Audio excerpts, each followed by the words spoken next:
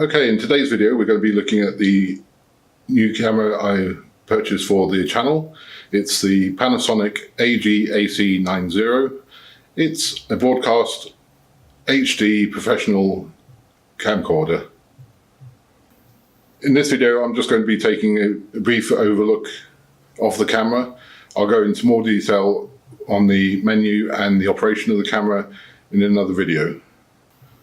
So if we look at the camera, you can see it's quite large compared to a DSLR or a Handycam. You don't want to let the size put you off because it is a very good quality high definition camera. And let's take a look at a few of the features on the camera. It comes with a hand strap on the side to allow you to handhold the camera while you're filming. And in order to do this, there's various controls. There's a rocker for zoom on top. Behind it is a button for taking still photographs. And behind it is the on-off switch and also a record button.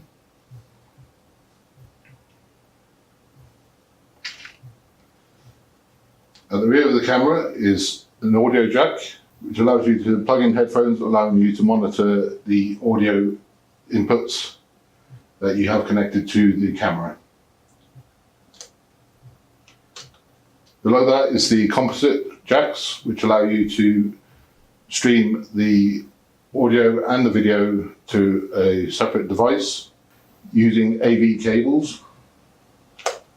And if we move to the front of the camera, you can see there's a built-in microphone holder for a shotgun style microphone, and below that is two XLR input jacks. The AG-AC90 is capable of taking two external inputs for the audio through the XLR jacks. This allows you to have two handheld microphones or two XLR compatible lavalier microphones, which is handy if you're recording something like an interview. Moving to the front of the camera, we have the built-in microphone. We have the attached lens hood. And if you look inside, you'll see the lens cover. Simply just pinch the two clips to the side, and that reveals the 49mm high definition lens. This model of camera doesn't have built-in ND filters, but you can fit a 49mm variable ND filter straight onto the lens. If we come around to the other side, you can see it has three rings: focus, zoom, and iris. And at the top under a cover is the controls for the two XLR inputs. You can switch it between line and microphone, and they both have 48 volt phantom power, which can be turned on and off the switches here. In the middle of the handle is a cold shoe mount, and neatly stored underneath is a 2.5-inch LCD screen for monitoring the video that you're filming. And you can also film yourself by turning the LCD screen all the way around, so it can be seen from the front of the camera. And it simply stores back like that when you're not using it. The camera also has an adjustable eyepiece, which has a focus adjuster underneath. So if you're wearing glasses, you can take your glasses off and focus the eyepiece, allowing you to get a good contact with the eyepiece. Again, at the top we have a rocker switch for zooming in and out while you're filming, and a record button, so you can hold the handle and control your recording.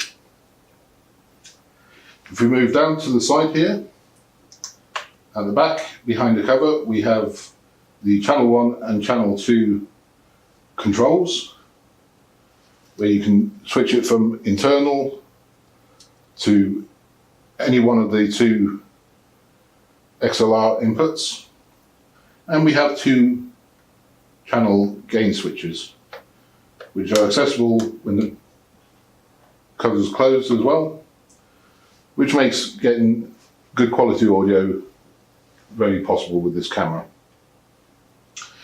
Moving down to the controls, we have the iris, automatic and manual toggle switch. We have the focus, automatic, manual and infinite toggle switch. We have the optical stabilizer on and off switch. And at the bottom we have the white balance control switch. Next to that we have the focus assist. When you turn on the focus assist, you'll get a red highlight around whatever the camera is focused on. This allows you to adjust the focus onto a specific item that you're trying to film, and just makes it a lot easier to see exactly where the focus of the camera is. Below that we have the zebra button. The zebra button puts black hash lines on the screen if an area of the picture is overexposed. And again, this feature helps you to manually adjust the exposure to get the best quality pictures. Next we have the bars button. This will turn on a set of calibration bars, which you can use to adjust the settings to get the correct colours, or you can use it as a test screen between recordings. At the top here we have the menu button.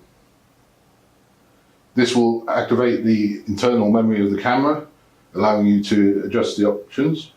Next we have the display mode button. This will turn on the on-screen display, showing you the details for the shots, for the storage, and any other settings that you have switched on. You can turn this off and you'll just get the grid lines and the frame safety zone. And finally we have the counter button. The counter button can be used to change between the different modes for the time code. There's the time code, the user time code, there's the frame counter and the user customizable time code.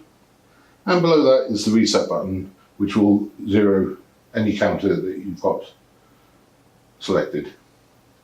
At the bottom here are 3 customizable user buttons, which can be assigned any function of the camera in the menu. Next we have the autofocus and manual setting, and at the very back is a quick start button. The full auto function of the camera can be customized so that you can include everything that's able to be automatically controlled by the camera, or specific functions only. So you could have that set to just autofocus and nothing else will be affected, or you could have it full auto.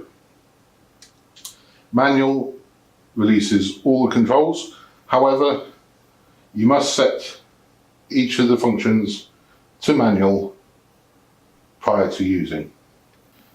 And if we move to the rear of the camera, underneath a flip-up cover is your SD card slots. It has twin slots, and these can be used in a number of ways. You can set video to be recorded to SD card 1 and still pictures to SD card 2, or you can have an auto switch function which will fill up the first card and automatically switch to the second. And it will do this in the middle of filming. Underneath that we have the record mode and the playback mode switch, and in the center is the battery. To remove the battery, simply push in the button, lift it up and pull it out. To fit the battery, push it in and push it down until you hear it click, and then it's securely in place. Next to that we have the AV out, the USB out and also an HDMI out connector there. And that's a brief overview of the camera. I have used the camera in various conditions, and I found the picture quality to be excellent. The only cons I've found with the camera so far is the eyepiece cover is very flexible, and if you apply too much pressure when you're using the eyepiece, it does tend to flip back on itself. The only other thing that I've found to be disappointing is only having one hot shoe mount. It would have been better to have a second one further down the handle, but apart from that, overall the camera is very well made, it's very comfortable to use, and it's also quite easy to use as well once you get to grips with the menu functions. So that's it for this review. As I said before, I'm going to be doing another video on the operation and the menus, and going into more depth on the menus. So I hope you'll join me for that. But for now, like and subscribe, and I'll see you in the next video.